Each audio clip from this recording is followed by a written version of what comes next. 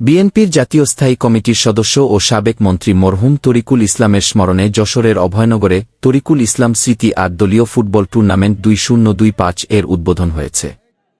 ধোপাদি football একাডেমির আয়োজনে সোমবার বিকালে ধোপাদি মাধ্যমিক বিদ্যালয় মাঠে উদ্বোধনী ও প্রথম খেলা অনুষ্ঠিত হয়।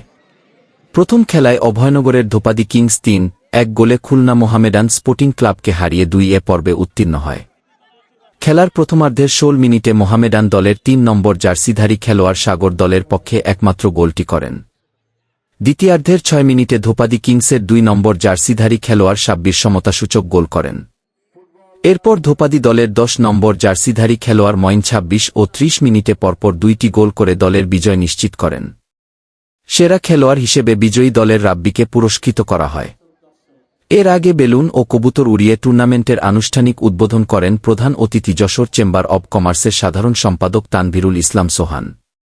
এ সময় উপস্থিত ছিলেন টুর্নামেন্টের পৃষ্ঠপোষক ও অভয়নগর থানা বিএনপির সাবেক যুগ্ম আহ্বায়ক মশিয়ার রহমান মশি, অভয়নগর থানার ওসি তদন্ত জাহিদুল ইসলাম, সমাজসেবক কামরুজ্জামান মজুমদার, শ্রমিক দল নোয়াপাড়া শিল্পাঞ্চল শাখার সাধারণ সম্পাদক এস.এম. রফিকুজ্জামান টুলু, নোয়াপাড়া পৌর বিএনপির সিনিয়র সহসভাপতি মাহমুদ হাসান লিপু, সাবেক কৃতি ফুটবলার জাহিদুল ইসলাম জাহিদ, নজরুল ইসলাম সরদার প্রমুখ।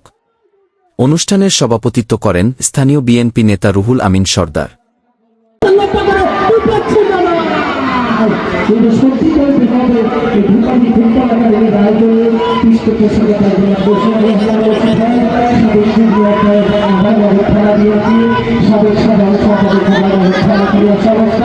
মানুষটি